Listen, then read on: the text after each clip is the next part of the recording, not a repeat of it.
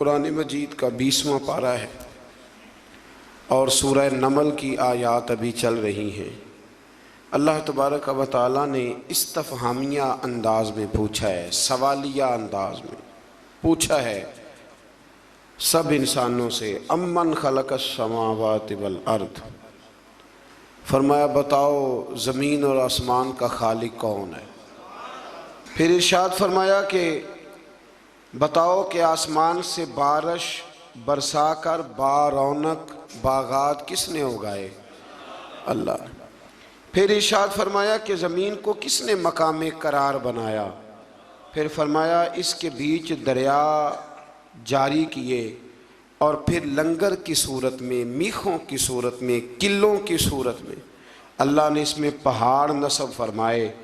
پھر ارشاد فرمایا مبتلائے مصیبت کی فریاد کو کون سنتا ہے؟ اللہ۔ اور فرمایا اس کے دکھوں کا مداوع کون کرتا ہے؟ اللہ۔ فرمایا خشکی اور سمندر کی ظلمتوں میں راہ کون دکھاتا ہے؟ اللہ۔ پھر ارشاد فرمایا بارش کی نوید بنا کے ٹھنڈی ہوائیں کون چلاتا ہے؟ یہ قرآن مجید میں رب فرما رہا ہے۔ وہ کون ہے تمہارے لیے جو بارش کی خوشخبری دیکھ کے پھر تمہیں بارش ہو کے گزر گئی پر ٹھنڈی ہوائیں پھر بھی جاری ہیں؟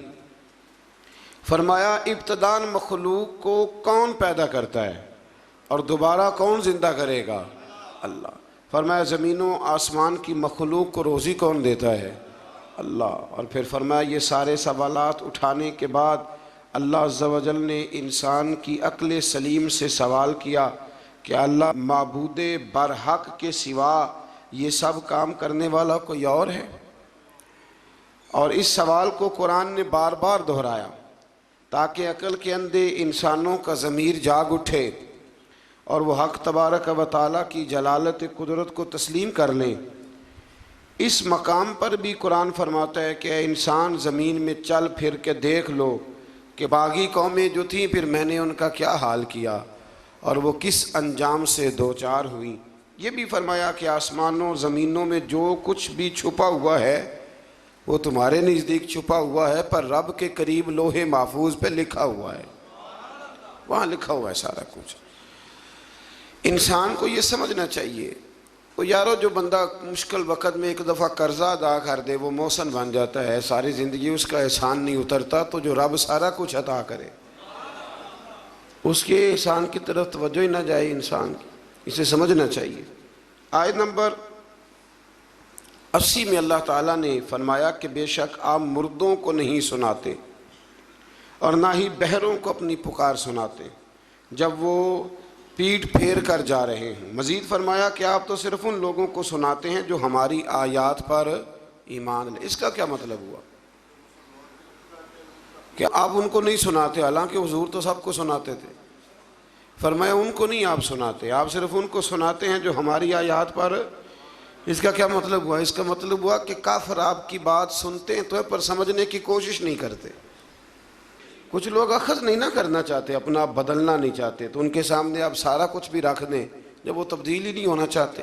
یہاں سے کچھ لوگ کہہ دیتے ہیں کہ جناب مردوں کا قبروں میں سننا ثابت نہیں، حالانکہ مردوں کا قبروں میں سننا تو حدیث پاک سے ثابت ہے، حدیث پاک سے صحیح بخاری میں موجود ہے۔ حضور نے فرمایا جب تم دفن کر کے واپس آتے ہو تو مردہ تو تمہارے قدموں کی آہٹ بھی سنتا ہے۔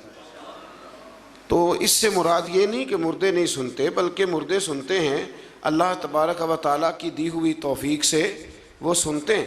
اسی طرح سے پھر آگے اللہ تعالیٰ نے قیامت کے قریب ہونے والے کچھ واقعات کا ذکر فرمایا۔ پھر آیت نمبر 87 میں سور پھونکے جانے اور اس کے نتیجے میں پیدا ہونے والی گھبراہٹ کا ذکر ہے، اور نیکوں کاروں کا قیامت کے دن گھبراہٹ سے محفوظ ہونے کا ذکر بھی اللہ نے اسی جگہ فرمایا۔ ایک سور پھونکی جائے گی، حضرت اسرافیل سور پھونکیں گے، وہ ایک ایسی آواز نکالیں گے جس سے سارے لوگ مر جائیں گے، پھر وہ دوبارہ وہی آواز نکالیں گے تو دوبارہ اللہ تعالیٰ سب کو زندگی عطا فرما دے گا۔ اس کو سور پھونکنا کہتے ہیں۔ اس سے پھر آگے سورہ قصص شروع ہوتی ہے۔ سورہ قصص میں اللہ تبارک و تعالیٰ نے توحید و رسالت، حیات بعد الموت جیسے عقائد اور اصول کو بیان فرمایا ہے حضرت موسیٰ علیہ السلام کی ولادت سے لے کر تورات عطا فرمانے تک کا تفصیلی بیان پھر اللہ نے یہاں فرمایا۔ کتنی جگہ پہ آپ پڑھ رہے ہیں؟ غالباً ہر پارے میں ذکر ہے میری معلومات کے مطابق۔ تو اس کا مطلب ہے حضرت موسیٰ کلیم اللہ کو بڑے ہی پیارے ہیں، یہ پیغمبر رب کریم کو۔ لیکن جس جگہ بھی ہم یہ تذکرہ پڑھتے ہیں ایک علیحدہ انداز میں ہے، ایک نئے انداز میں، ایک نئے ذوق کے ساتھ۔ یہاں بھی اللہ تعالیٰ نے ایک نئے انداز میں اس واقعے کا ذکر فرمایا ہے۔ وہ ساری تفصیل بھی ہے جو پیچھے آیات کے اندر ہم نے دیکھی تھی کہ حضرت موسیٰ علیہ السلام پیدا ہوئے، پھر ان کی والدہ نے انہیں صندوق میں ڈال کر دریا میں بہایا، پھر جس طرح ان کی ہمشیرہ نے ان کا خیال رکھا، پھر اللہ نے انہی کی ماں کو انہیں دودھ پلانے کی توفیق عطا فرمائی۔ اس سے تھوڑی سی تفصیل اور آگے ہے سورہ قصص کے اندر، اس کی تھوڑی اور ڈیٹیل اللہ تبارک و تعالیٰ نے بیان فرمائی ہے۔ وہ اس طرح کہ حضرت موسیٰ پھر فرعون کے گھر میں پلنے لگے، اور جب جوان ہو گئے تو فرعون کے ہاں جو ظلم ہوتا تھا حضرت موسیٰ اس پر بول پڑتے تھے، جلال فرماتے تھے۔ تو فرعون پھر ناراض رہنے لگا، یہاں تک کہ اس نے آپ کو نکال دیا، آپ تشریف لے گئے وہاں سے۔ تو حضرت موسیٰ ایک دن شام کے وقت دوبارہ آئے بستی میں، لوگ سوئے ہوئے تھے۔ تو دو آدمی، ایک بنی اسرائیل میں سے اور ایک فرعون کی اپنی قوم میں سے، وہ دونوں آپس میں جھگڑ رہے تھے۔ لیکن وہ جو حضرت موسیٰ کی بنی اسرائیل کی قوم کا شخص تھا، اس پر وہ قبطی، وہ جو فرعون کے قریبی لوگوں میں سے تھا، وہ ظلم کر رہا تھا اور بوجھ اٹھانے کی بات کر رہا تھا۔ اب اس نے حضرت موسیٰ کو پکارا کہ یہ دیکھے میرے ساتھ کس طرح کی بات کر رہا ہے۔ تو حضرت موسیٰ کا ارادہ بھی نہیں تھا، آپ نے بس اس کو سمجھایا، پر کچھ لوگوں کو سمجھ، تو حضرت موسیٰ نے پھر ایک مکہ مارا، ایک گھونسا مارا، صرف ایک ہی۔ یہ کئی تگڑے اور دلیر اس طرح کے بھی ہوتے ہیں کہ گھونسا ایک بھی برداشت نہیں کرتے۔ وہ ایک مارا، آدمی دھڑام سے زمین پہ گرا اور ماری گیا۔ حضرت موسیٰ کا ارادہ نہیں تھا، لیکن وہ مر گیا۔ حضرت موسیٰ علیہ السلام نے اس بات پر اپنے رب سے استغفار بھی فرمائی۔ قرآن کہتا ہے کہ انہوں نے معافی چاہی کہ اللہ میرا ارادہ نہیں تھا۔ بہرحال اگلے دن نا حضرت موسیٰ دوبارہ آئے۔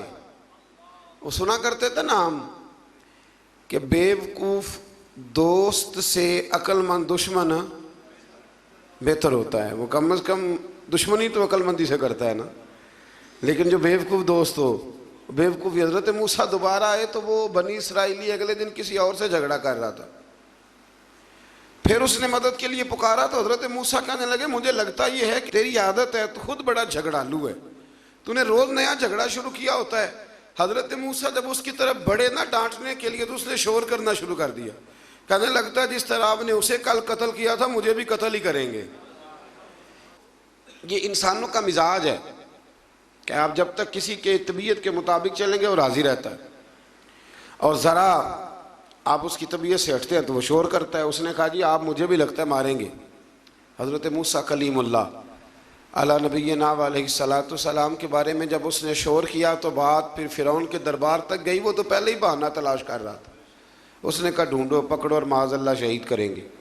کسی نے آ کے خبر دی کہ آپ جہاں سے ہجرت کر جائیں، اس لیے کہ آپ کے لیے یہاں حالات درست، اور بھائی یہ چھوڑ دیا کریں بات کہ فلاں آدمی کے حق میں فلاں جگہ حالات کیسے خراب ہوئے، تو نبی کریم علیہ السلام مکہ چھوڑ کے کیوں آئے، حضرت موسیٰ علیہ السلام نے ہجرت کیوں فرمائی۔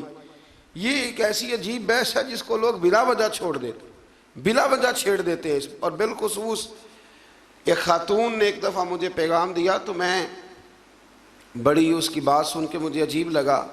وہ کہنے لگی کہ دوسری جگہ میری شادی ہوئی ہے، مجھے طلاق ہو گئی تھی، تو مجھے ایک تانا روز سننے کو ملتا ہے تو اتنی اچھی ہوتی تو وہاں نہ رہ لیتی۔ تو بھئی یہ کوئی تانے والی بات ہے؟ کوئی ضروری ہے کہ بیوی غلط ہوتی ہے تو طلاق ہوتی ہے؟ اللہ کے محبوب علیہ السلام کی دو صاحبزادیوں کو ابو لہب کے دو بیٹوں نے طلاق بھیج دی تھی، کس کی غلطی تھی؟ تو آپ کیا کہہ سکتے ہیں یہاں کیوں طلاق؟ تو اتنی جلدی بات تھوڑی کر دیں گے آپ، تھوڑی احتیاط فرمائیں بولنے میں۔ تو حضرت موسیٰ علیہ السلام وہاں سے نکلے اور آپ مدین کی طرف چلے گئے۔ مدین وہ علاقہ تھا جہاں فرعون کی حکومت کوئی نہیں تھی۔ حضرت موسیٰ جیسے ہی وہاں پہنچے تو ان کے اندر ایک جذبہ تھا وہ ظلم ہوتا نہیں دیکھ سکتے تھے۔ جب وہاں پہنچے تو انہوں نے دیکھا لوگ اپنے اپنے جانوروں کو گھاٹ پہ پانی پلا رہے ہیں، اور دو خواتین ہیں وہ بالکل پیچھے کھڑی ہیں۔ تو حضرت موسیٰ کلیم آگے بڑھ کے کہنے لگے تم کیوں نہیں پانی پلاتی؟ تو وہ کہنے لگی ہمارا بھائی کوئی نہیں، باپ ہمارا بوڑھا ہے۔ اللہ اکبر۔ مجبوری یہ ہے، ہم ہیں بھی پردہ دار گھرانے کی، مجبوری ہماری یہ ہے کہ جب تک یہ سارے لوگ پانی پلا نہیں لیں گے اتنی دیر تک ہماری باری نہیں آئے گی۔ تو حضرت موسیٰ کلیم اللہ علیہ السلام فرمانے لگے اچھا یہ بات ہے تو جانور مجھے دو۔ وہ ہو یہ رہا تھا کہ چونکہ مرد پانی پلا رہے تھے تو اور جتنے بھی مرد آتے جاتے تھے وہ گھستے جاتے تھے اور عورتیں بیچاری کھڑی تھیں۔ حضرت موسیٰ جھٹ سے آگے بڑھے، پیچھے ہٹو۔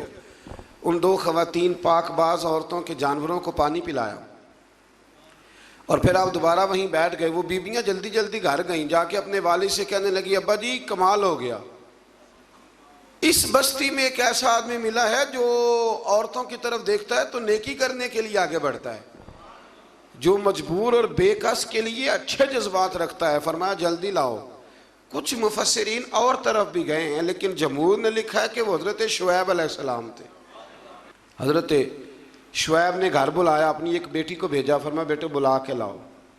وہ جب گھر آئے تو آپ فرمانے لگے آپ میرے ساتھ اجرت طے کر لیں، 8 سال یا 10 سال آپ میری بکریوں کو چرائیں، میرے گھر میں رہیں۔ اور پھر فوراً ہی فرمانے لگے اگر آپ ہمارے گھر میں رہیں گے دیکھ بھال کریں گے تو میں اپنی ایک بیٹی کا نکاح بھی آپ کے ساتھ کر دوں گا۔ تو 8 سے 10 سال حضرت موسیٰ نے وہاں قیام فرمایا، اور پھر جب آپ کا نکاح ہو گیا تو آپ اپنی بیوی کو لے کے مصر کی جانب جا رہے تھے، تو رستے میں نا ٹھنڈ زیادہ ہو گئی، تو اپنی زوجہ سے کہنے لگے وہاں آگ جل رہی ہے، میں تیرے لیے آگ لے کے آتا ہوں تاکہ تو تاپ سکے، گرمی حاصل کر سکے۔ وہاں گئے تو درخت سے آواز آئی موسیٰ میں تیرا رب ہوں۔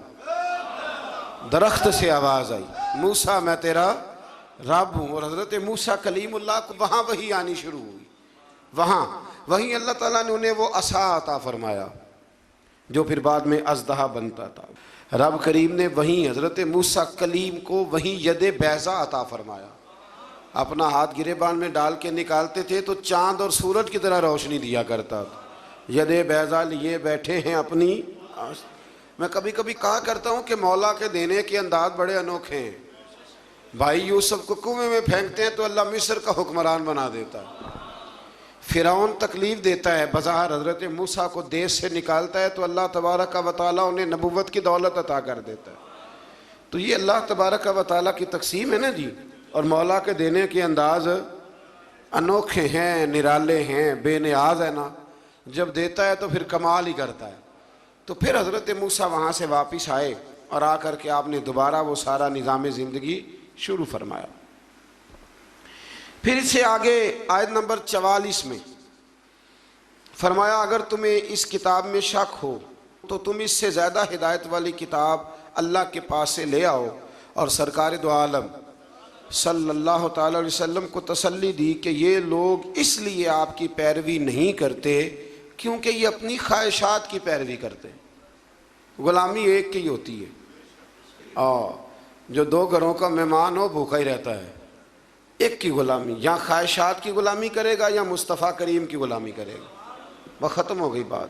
اگر آپ کہتے ہیں کہ میری جوانی میری مرضی سے گزرے، میری جیب میں پیسے ہیں میں جو مرضی کروں، تو پھر مرضی کے غلام ہیں آپ، غلام ہیں پر خواہشات نفسانیہ کے۔ لیکن پیسہ جیب میں ہو، اٹھتی جوانی ہو، اللہ نے سارا کچھ دیا ہو، اور پھر بھی نظر میں حیا ہو، تو اس کا مطلب ہے کہ طاقت ہے پر یہ غلام محمد عربی کا ہے، یہ غلام رسول کائنات کا ہے، یہ نبی کریم کا غلام ہے۔ یہ چیزیں موجود ہوں تو پھر اس کا معنی یہ ہے کہ غلامی کسی اور کی ہے۔ اب میری نگاہوں میں جچتا نہیں کوئی، اس لیے کہ جیسے میرے محبوب ہیں ایسا نہیں کوئی۔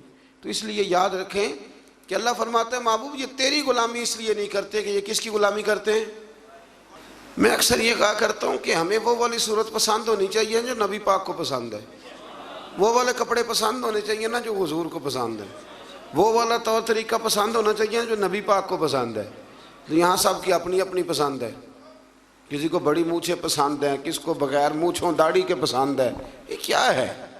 بھئی ہم تو غلام ہیں، تو غلامی کرتا ہے، ختم ہو گئی بات، اس نے تو غلامی کرنی، اس کا کام ہی غلامی کرنا، وہ نہیں رہ سکتا اپنے آقا کی محبت کے بغیر۔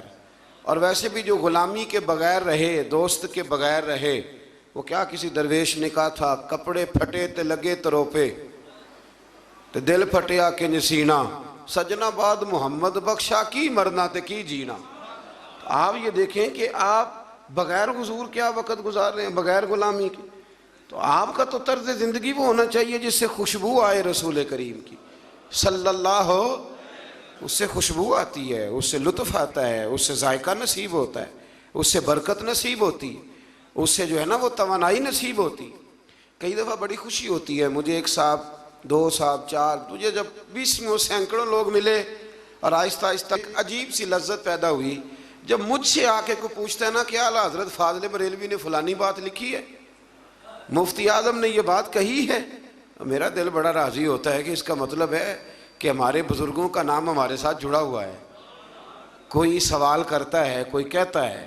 دیکھیں نا، میرے ایک دوست ہیں تو ان کے والد پیر بھائی ہیں، مرید ہیں، تو ان کا ابا شکایت لے کے آیا اور بڑے اس نے سخت سست جملے کہہ دیتے ہیں نا جی استاد کو، جی آپ کے پاس کیا سیکھا، حالانکہ استاد کے پاس بھی جواب ہوتا ہے کہ میرے پاس تو آیا 22 سال کے بعد، تو آپ نے 22 سالوں میں کیا سکھایا ہے، یہ بھی تو جواب ہوتا ہے نا، لیکن نہیں دیا جاتا۔ اس نے بڑی شکایتیں لگائی ہوں، میں نے ساری ہنس کے سنی، میں ہنستا رہا تو مجھے کہنے لگے پیر صاحب میں شکایتیں کر رہا ہوں، آپ ہنس رہے ہیں، تو میں نے کہا کہ مجھے بڑی خوشی ہے، آپ میرے پاس اس لیے آئے ہیں کہ آپ نے مناسب سمجھا ہے۔ دیکھیں نا، بچوں کا علامہ شکایت کوئی ان کے باپ کو جا کے لگاتا ہے یا ان کی ماں کو جا کے لگاتا ہے، اس کا مطلب ہے کہ کائنات ان کا اور میرا رشتہ سمجھتی ہے۔ پھر بڑی جلدی لوگ کہتے ہیں میرا جی کوئی تعلق نہیں، میرے پاس تو 1.5 گھنٹہ آتا ہے۔ بھائی 1.5 گھنٹہ کیا، 10 منٹ بھی ہے، رشتہ تو رشتہ ہی ہوتا ہے۔ یہ کیا بات ہوئی؟ اب میں آگے جانا نہیں چاہ رہا، ورنہ مجھے مزہ آنے لگ گیا اس موضوع کا، میں آگے جانا نہیں چاہ رہا۔ ایک صحابی تھے، حضور کو ہنسایا کرتے تھے۔ ایک دن غلطی سے شراب پی بیٹھے، آ کے پتہ چل گیا شراب پیا، حضور نے فرمایا لے جاؤ ستون کے ساتھ 80 کوڑے مارو، 70 کوڑے مارو۔ صحابہ کوڑے مار رہے ہیں تو حضور بے-چینی کے ساتھ ٹہل رہے ہیں۔ تو ایک صحابی نے کہا حضور اس نے تو شراب پی ہے اور اس پہ حد لگی ہے تو آپ بے چینی سے ٹہل رہے ہیں۔ حضور فرمانے لگے غلطی ہو گئی تو کیا ہوا، اللہ سے بھی پیار کرتا ہے، اللہ کے رسول سے بھی پیار کرتا ہے۔ اب یہ کیا بات ہوئی کہ ہم اپنا کہنا ہی چھوڑ دیں؟ یہ کہ جے کر یار دے نام دا ملے مینا، انہوں چولی پا لئیے پنجے سٹیے نا، تے یہ کر یار دے نام دی ملے سولی، تے چوٹا چوٹ لئیے پیشانٹیے نا۔ یہ کیا بات ہوئی؟ کہ یہ خواہشات کی پیروی کرتے ہیں تو محبوب ایک کی غلامی ہوگی، یا تیری کریں گے یا خواہشات کی کریں گے؟ تو اپنی ساری خواہشات ختم کر دیں، ختم۔ غلامی نام ہی اس کا کہ اپنی کوئی خواہش نہ رہے۔ رنگے چمن پسند نہ پھولوں کی بو پسند، ہم کو ہے وہ پسند جسے آئے تو پسند۔ تو اس لیے نکل آئیں اس رستے۔ یہ بڑا سوکھا حل ہے زندگی مزے سے گزارنے، زندگی لطف کے ساتھ گزارنے کا، بڑا آسان اور بڑا پیارا اور بڑا میٹھا حل۔ اللہ سمجھنے کی توفیق عطا فرمائے۔ آیت نمبر 52 آیت نمبر 52 میں نجاشی کے دربار سے آئے ہوئے وفد کے قبول اسلام اور ابو جہل کی اس کے ساتھ بدتمیزی کا ذکر کیا گیا۔ وہاں سے نجاشی کے دربار سے کچھ لوگ آئے، جب حضرت جعفر طیار نے وہاں جا کے قرآن مجید سنایا تو رو رو کے ان کی آنکھیں تار ہو گئیں۔ 7ویں سپارے میں تفصیل بیان کر آیا ہوں۔ وہاں سے کچھ لوگ کلمہ پڑھنے آئے تو نبی پاک صلی اللہ علیہ وسلم کے سامنے آ کے جب انہوں نے کلمہ پڑھا نا، یہ بڑی قابل غور بات ہے، آپ نے اس بات کو سمجھنا ہے، اس کے کئی پہلو ہیں جو توجہ کے قابل ہیں۔ انہوں نے آ کے کلمہ پڑھا تو ابو جہل ان سے کہنے لگا کہ ہم قریب رہتے ہیں، اگر معاذ اللہ تعالیٰ کوئی چیز اچھی نظر آتی ہوتی تو ہم نہ کلمہ پڑھ لیتے، تو اتنی دور سے آگے کلمہ پڑھ رہے ہو۔ پھر بدتمیزی کی، ان کے ساتھ برا بھلا کہا، انہیں تکلیف دی۔ تو وہ جاتی دفعہ پتہ کیا کہہ گئے؟ وہ کہنے لگے ہدایت تو رب دیتا ہے، ہدایت تو اللہ دیتا ہے، یہ تو اللہ دیتا ہے۔ دیکھیں نا، یہ جو دیا ہوتا ہے نا، اس کے بالکل نیچے اندھیرا ہوتا ہے۔ اب دیے جلتے نہیں تو نوجوانوں کو تو بالکل ہی نہیں نہ پتا۔ اب تو موم بتی پچھلے کچھ سالوں میں تو شارٹ ہو گئی تھی، تو اب تو میرے خیال ہے بننی بھی ذرا کام ہو گئی ہے۔ تو جو دیا ہوتا ہے نا اس کے بالکل نیچے، کبھی غور کیا آپ نے؟ اس کے بالکل نیچے کیوں؟ اس لیے کہ نیچے والے نیچے سے نکلنا نہیں چاہتے. وہ اگر نیچے سے نکل کے سائیڈ پہ کھڑے ہو کے روشنی کی زیارت کریں تو انہیں بھی ہدایت مل سکتی ہے. لیکن وہ کہتے ہیں جی ہم تو نیچے ہیں. وہ جو بیت اللہ شریف کے بالکل پاس رہتے ہیں وہ نہیں طواف زیادہ کرتے.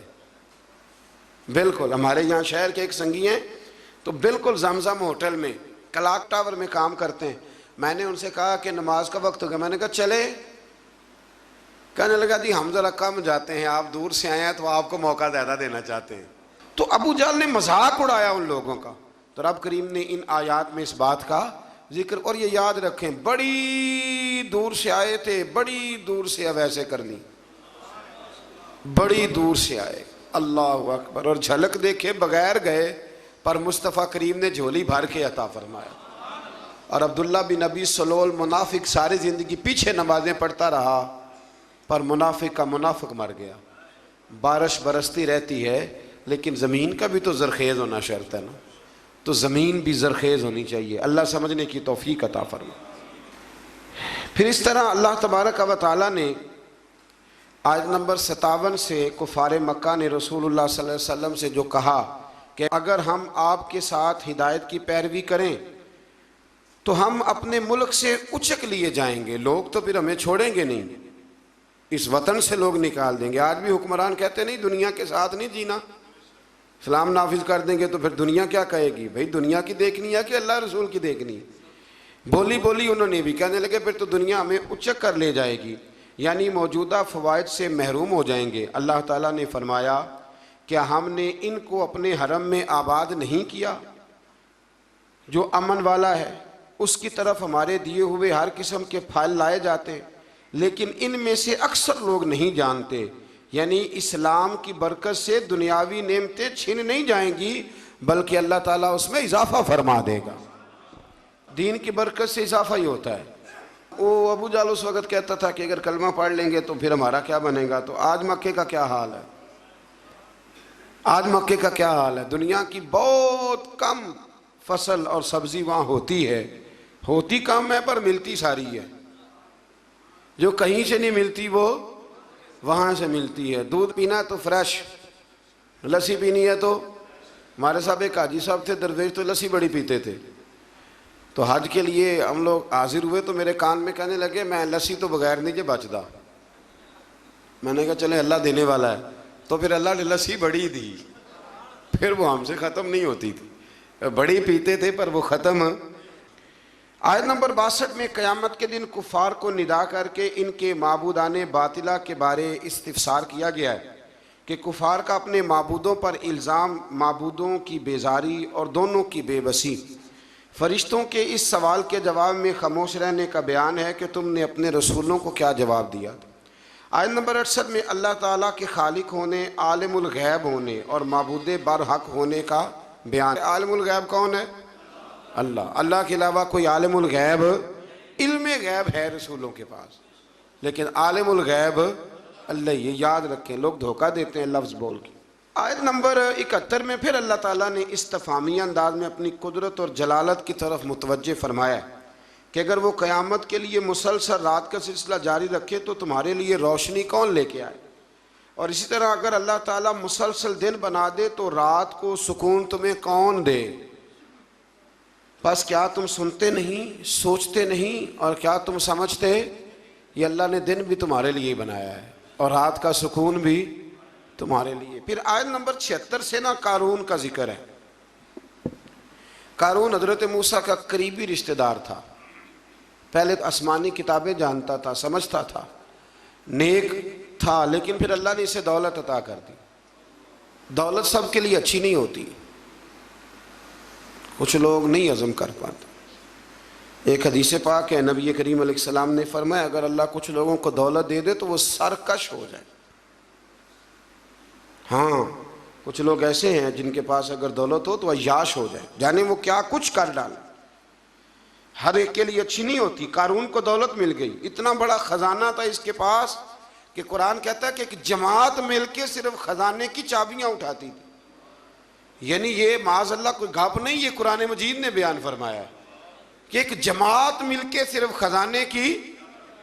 تو حضرت سیدنا موسیٰ علیہ السلام نے کہا زکوٰۃ دو. زکوٰۃ کے معاملے میں لوگ حیل و حجت سے کام لیتے ہیں, غریب ہو جاتے ہیں, اور کچھ ایسے ہیں جو مسائل جاننے لگ گئے ہیں تو اب انہوں نے اور معاملات کرنے شروع کر دیے. اگر گھر کے اندر 10 تولے زیور پڑا ہے تو 5 تولے کا اماں کو مالک بنا دیا, 5 کو بیوی کو مالک بنا دیا, تاکہ 7.5 تولے کی کوئی بھی مالک نہ رہے. گنجائشیں نکالتے, زکوٰۃ سے بچتے. اللہ تبارک و تعالیٰ معاف کرے, بہانے بازی کرتے. اس کو کہا زکوٰۃ دو, تو کہنے لگا آپ کی تو میرے مال پہ نظر ہے.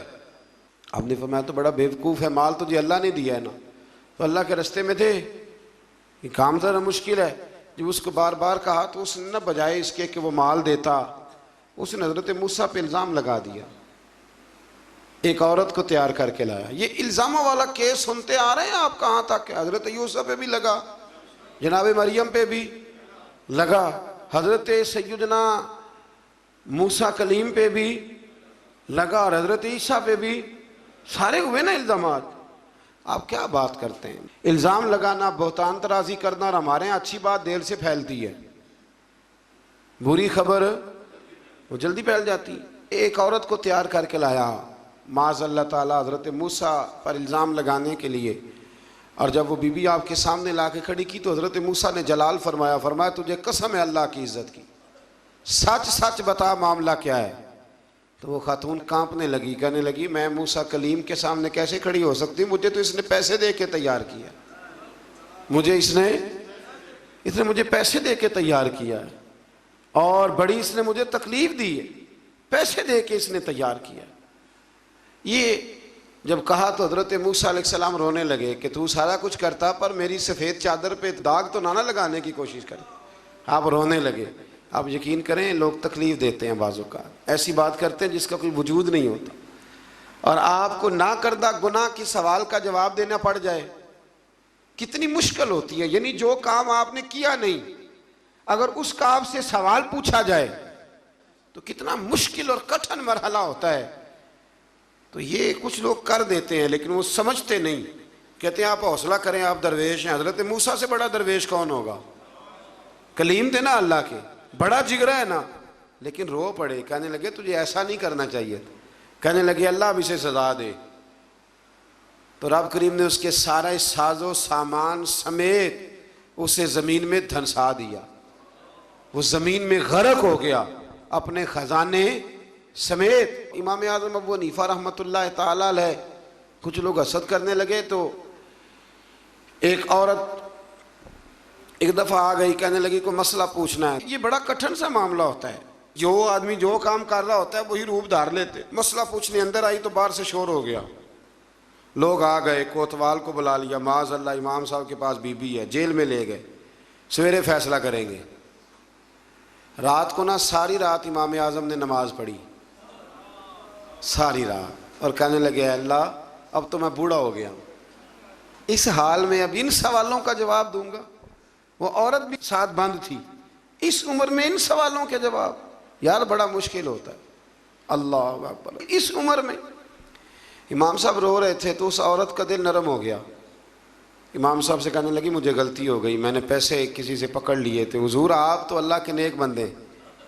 امام صاحب کہنے لگے اب ایک نیکی کر, کوتوال سے کہہ کہ مجھے کوئی تکلیف ہے تو میں دوا کھا کے واپس آ جاؤں گی.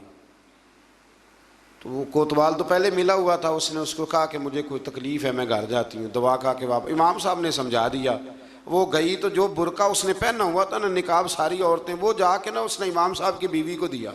امام صاحب نے اس کو سمجھا کے بھیجا تھا, وہ برقع گھر لے گئی اور جا کے زوجہ کو ساری بات سنائی. وہ دوائی کھانے گھر چلی گئی اور زوجہ برقع پہن کے تھانے آ گئی.